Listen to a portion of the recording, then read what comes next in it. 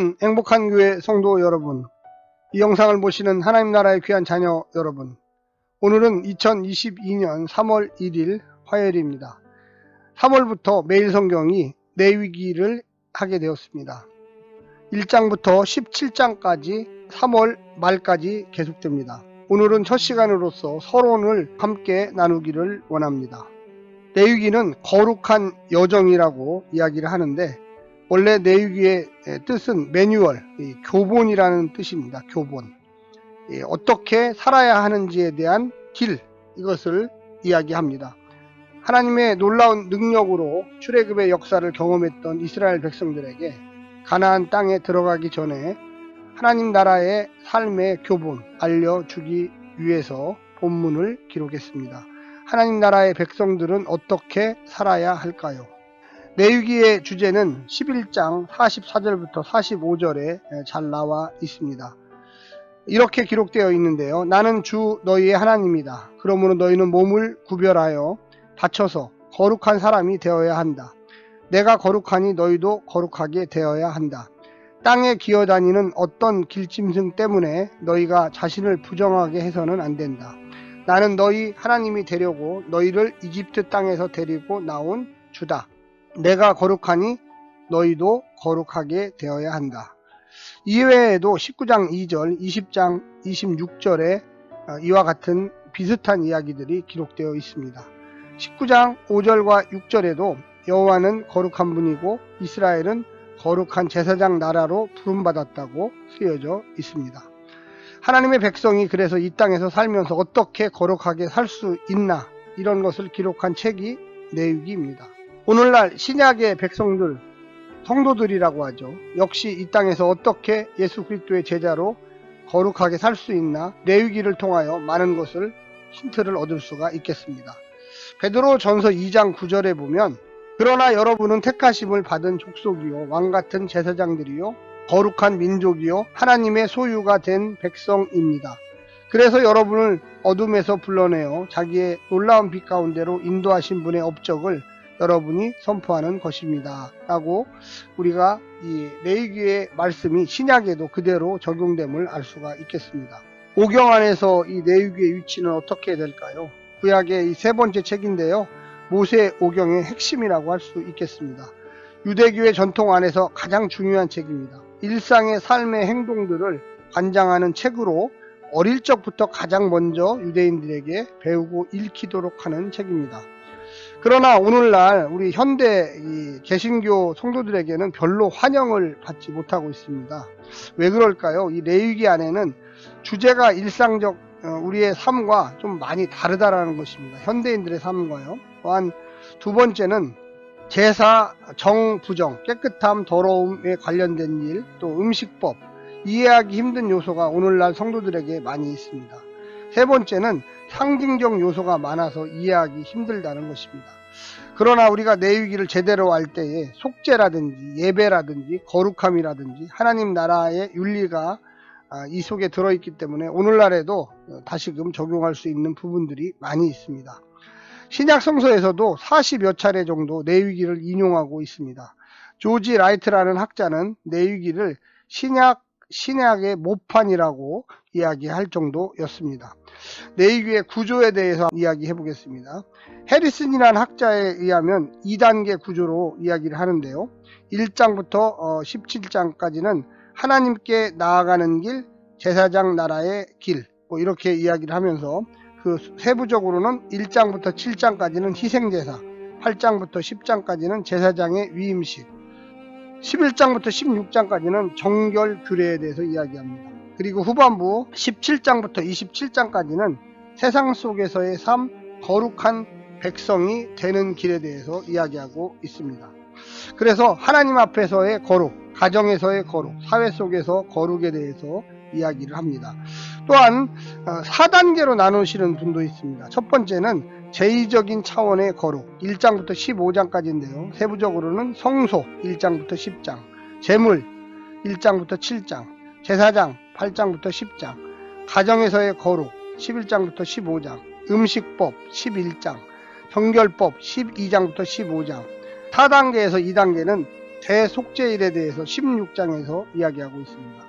그리고 세 번째는 윤리적인 차원의 거룩 17장부터 26장까지 이야기하고 있는데요. 세부적으로는 공동체에서의 거룩 17장부터 22장, 시간과 공간에서의 거룩 23장부터 25장, 언약적인 권면, 축복과 저주 26장입니다. 그리고 마지막 네 번째는 4단계로서 땅과 사람과 동물의 헌신에 대해서 27장에 이야기하고 있습니다.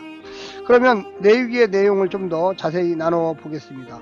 1장부터 7장까지 5가지 제사가 나옵니다. 이 제물 처리 방식에 따라서 번제, 태워드리는 거죠. 소제, 화목제, 죄제, 속건제. 제사를 어떻게 드려야 하는가? 제사는 왜 드리는가? 하나님과 성도의 교제. 하나님은 죄와 부정과 함께 할 수 없다. 그래서 이스라엘이 모든 죄와 허물을 씻고 하나님께 나오기를 바란다. 레위기의 제사의 규례는 예수 그리스도의 대속의 원리입니다. 신약의 예수 그리스도는 완전한 제물이며 완전한 대제사장이십니다. 8장부터 10장까지는 제사장 위임식과 사명에 대해서 이야기합니다. 위임식은 무언가 권위를 주는 거죠. 뭔가 해야 할 일들을 맡기는 일꾼들입니다. 물로 씻고 기름을 바르고 피를 바른다. 이 제사장들이 위임을 받는 거죠. 제사장의 의복에 대해서 대제사장 8가지, 일반 제사장 4가지. 11장과 15장에서는 음식법과 정결 규례에 대해서 이야기합니다. 제사장이 가르치는 정결법과 음식법을 소개합니다. 일상생활에서의 부정함을 물리칩니다. 11장은 부정한 짐승, 정한 짐승을 구분하고요. 그래서 정하신 동물만 먹으라고 이야기합니다. 12장부터 15장까지는 일상생활에서의 부정, 산열, 피를 흘리는 거죠. 아이 낳을 때요. 또 악성 피부질환, 피해 유출, 부정하면 하나님이 임재하시지 않는다고 생각을 했습니다. 16장은 대속죄일 의식, 레위기 신학의 아주 중심에 있는 이야기인데요. 의도적인 범죄뿐만 아니라 부지불식한 범죄도 성결을 해야 된다. 깨끗하게 해야 된다는 뜻입니다. 모든 부정을 깨끗하게 해야 한다. 알고 지은 죄, 알지 못하고 지은 죄도 역시 부정은 깨끗하게 해야 합니다. 아사엘 염소를 광야로 보낸다. 신약의 예수 그리스도의 십자가 의식과 관련이 있습니다. 17장부터 27장까지는 실제적인 삶의 권면입니다. 성소로부터 시작된 거룩은 이제 공동체로 퍼져나갑니다. 시간과 땅의 영역, 희년이죠. 희년까지 퍼져나갑니다. 1장부터 16장이 의식적인 면이었다면 후반부 17장부터 27장까지는 일상의 실제적인 삶을 이야기하고 있습니다. 레위기 신학의 중심 메시지는 임마누엘의 축복입니다. 하나님이 함께 하신다는 거죠. 하나님이 이스라엘과 함께 한다는 이야기입니다. 성막과 제사 이런 과정을 통해서 하나님이 영광 중에 성막에 임하신다는 이야기입니다. 이거를 코람 데오라고 합니다. 죄사함의 은혜, 또 거룩으로서의 초대, 이런 이야기들이 기록되어 있습니다. 우리가 레위기를 이야기할 레위기는 도대체 무슨 뜻이냐? 그리고 그가 부르셨다, 이런 뜻입니다. 내용은 성막에서 드릴 예배, 제사의식, 출애굽기에는 성막이 완성된 것으로 끝납니다. 하나님의 성막에서 나타나심, 출애굽기에서는 불기둥과 구름기도로 나타나셨죠. 이 출애굽기는 의식서, 이제 제사를 드리는 이런 것들 알려주면서 예배 지침서입니다. 처음 독자는 누구였겠습니까? 당연히 제사장과 레위인들, 제사를 인도하는 사람들이었겠죠. 논쟁점을 한번 살펴보겠습니다. 기록 연대는 모세 시대, 또 예루살렘 성전 지은 후 예배 드릴 때 포로 시대나 후기라고 생각하는 사람이 많습니다. 구약 성서 학계에서는 후기로 생각을 합니다. 그래서 아마도 예루살렘 성전 지은 이후에 만들어졌거나 구전으로 내려오다가 포로기 이후 시대에 완전 체계적으로 완성이 됐을 거라고 생각합니다. 학계에서 후기를 잡는 이유는요, 예루살렘 성전에서 제사 드릴 때 예배의 모습과 너무 흡사하고요. 모세 시대면 바치는 제물이 유목민의 것, 이 사막이죠. 사막에서 생활했던 것이어야 되는데 레위기는 정착민 제물을 바치라고 언급하고 있습니다. 당연히 그러한 시대적 상황을 반영했기 때문에 포로 시대 후기라고 생각합니다. 모세가 명한 것으로 소개하지만 후대 사람들, 처음 독자들이 그 당대에 실천할 수 있도록 후대에 각색하고 편집한 것이 확실합니다. 레위기에는 제사법들이 많이 나오는데요. 1장에는 번제가 나옵니다. 방법은 소, 양, 염소, 새를 통째로 다 태워드리고요. 능력에 따라 드리는 것이고 중요한 것은 헌신의 마음입니다. 의미는 이 번제가 뭐냐? 속죄의 의미, 하나님과의 관계의 회복, 헌신의 의미가 강합니다. 두 번째는 2장에 소제가 나옵니다. 소제는 어떻게 제사를 드리는 것이냐. 곡물을 가루를 내서 누룩과 꿀은 넣지 말고 소금을 쳐서 하나님께 드리는 것입니다. 위생적으로 빨리 상하지 않기 위함이라고 영적으로 해석합니다. 의미는 뭡니까? 소제의 의미는 음식물에 대한 감사의 표시, 일용할 양식에 대한 감사를 이야기하죠. 지도자들을 먹여 살리는 의미입니다. 제사장들과 레위인들은 땅을 받지 않았거든요. 그래서 그들이 일상생활 속에서 먹고 살아야 되는데 어떻게 먹고 삽니까? 당연히 12지파가 드리는 이 소제와 같은 이 곡식 가루 받아서 먹고 살았습니다. 3장에서는 화목제에 대해서 이야기합니다. 화목제는 방법으로 내장만 태우고 그 외의 것들은 나누어 먹었습니다. 의미는 찬양의 마음, 감사, 자원하는 마음. 번제, 소제, 화목제는 자원적인 제사입니다. 자원. 스스로 하나님께 나오는 거죠. 속죄제, 4장에 대해서 나오는데 방법은 제사장이 죄 범했을 때 숫송아지를 바칩니다. 가장 비싼 겁니다. 숫송아지는. 온 회중이 죄를 범하였을 때 숫송아지를 바칩니다. 족장이 죄를 범했을 때는 숫염소를 바칩니다. 평민이 죄를 범했을 때는 암염소를 바칩니다. 그리고 안되면 경제적으로 가난하면 산비둘기, 집비둘기, 그것도 안되면 곡물을 바치도록 했습니다. 교훈은 하나님 앞에서 지도자의 죄가 더 심각하게 다루어지고요. 생활에 대한 책임이 더 가중됩니다. 의미는 하나님의 뜻대로 살지 못할 때 회개의 마음으로 드리는 것입니다. 속건제에 대해서 5장에 나오는데요. 방법은 양, 염소, 비둘기를 드리는 것입니다. 의미는 하나님과 사람들 앞에서 죄에 대해서 보상을 표시하는 겁니다. 보상. 속죄제하고 좀 다르죠. 그래서 거짓 맹세, 교회 성물을 빼돌린 것에 대하여 보상하겠다는 마음입니다. 하나님 앞에 헌신하는 마음, 자원적 하나님과의 바른 관계를 형성하기 위해서 드려지는 것입니다. 제사장의 이 봉헌에 대해서 나옵니다. 제사장 위임식이죠. 8장에 보면 예배 인도자의 정결함이 강조됩니다. 목욕시키고 옷 갈아입히고요. 또 우림과 두림은 하나님의 뜻을 발견하는 도구입니다. 8장 22절에 보면 죄를 수양에게 전가하는 안수. 그래서 죄를 진 거를 그 양에게 전가를 합니다. 성별, 이 거룩히 한다는 것은 피를 아론의 오른손 엄지손가락, 오른손 귀부리, 오른발 엄지발가락에 뿌리는 것입니다. 행동과 의미는 오른 귀뿌리, 귀요, 듣는 것의 성별, 오른 엄지손가락, 손을 성별, 그들의 필요를 채워줄 것, 그 다음에 오른 발가락, 발을 성별, 가야 할 곳과 가지 말아야 할 곳을 구별하는 것입니다. 성결과 성별이 있을 때 예배 인도자가 될 수가 있겠습니다. 10장에서는 질서 있는 제사의식에 대한 반발입니다. 나답과 아비후가 불을 삼키고 있습니다. 그래서 질서 있는 예배와 규율을 강조합니다. 아무나 예배 인도자가 할 수 없다. 이 나답과 아비후죠.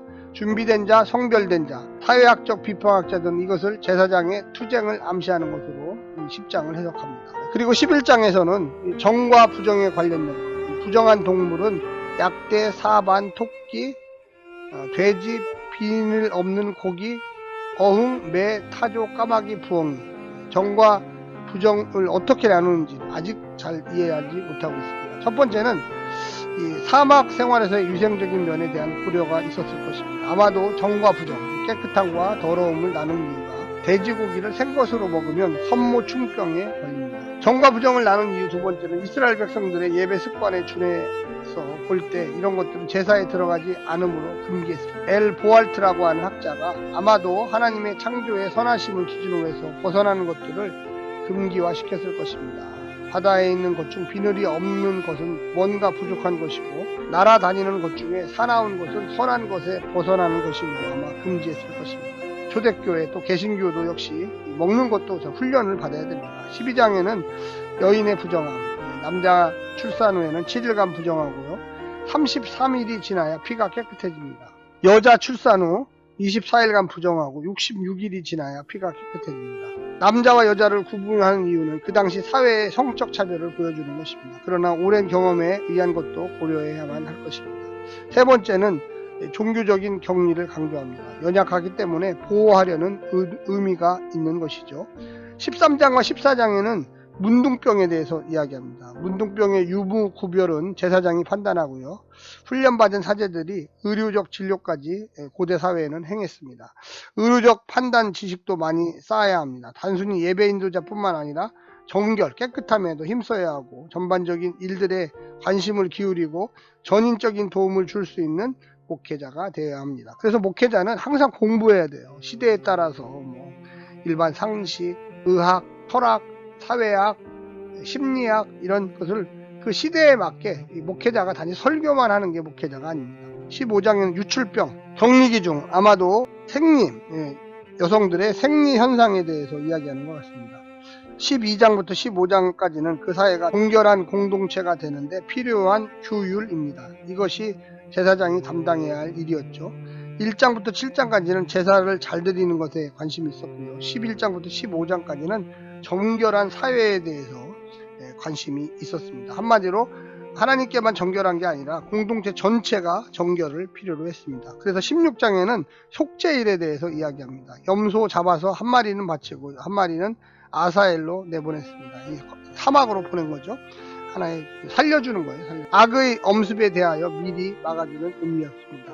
17장부터 26장까지는 성결법전, 또 홀리니스 코드라고 해서 계약법정, 출애굽기 20장 22절, 23장 19절에 나오는 것이고요. 신명기 법전, 신명기 12장부터 26장에 나오는 신명기와 레위기와 출애굽기에 나오는 이 세 법전은 하나님의 율법 중 가장 고차원적인 윤리를 다룹니다. 사랑이 넘치는 공동체로 유지되는 법들을 소개합니다. 오늘날 그대로 실천되어야 하는 내용을 언급하고 있습니다.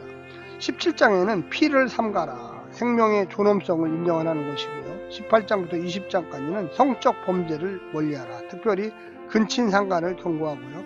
하나님 앞에서 그 사회가 거룩해야 되는 것은 성적으로도 깨끗해야만 하는 것입니다.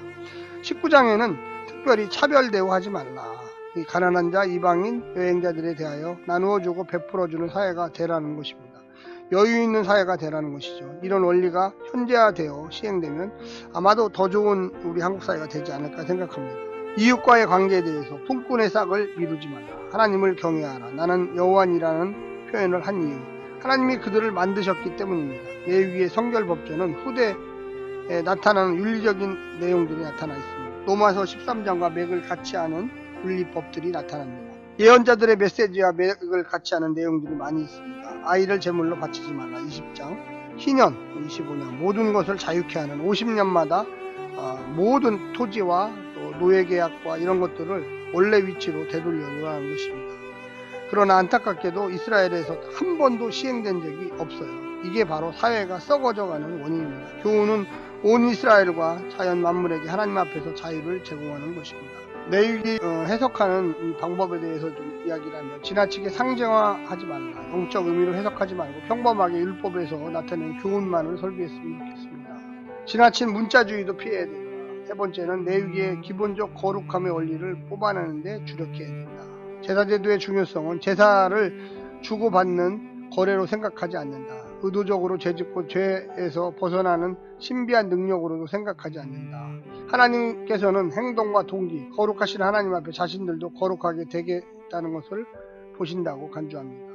이스라엘의 제사 드릴 때의 기본적인 믿음, 하나님이 주권자 되신다.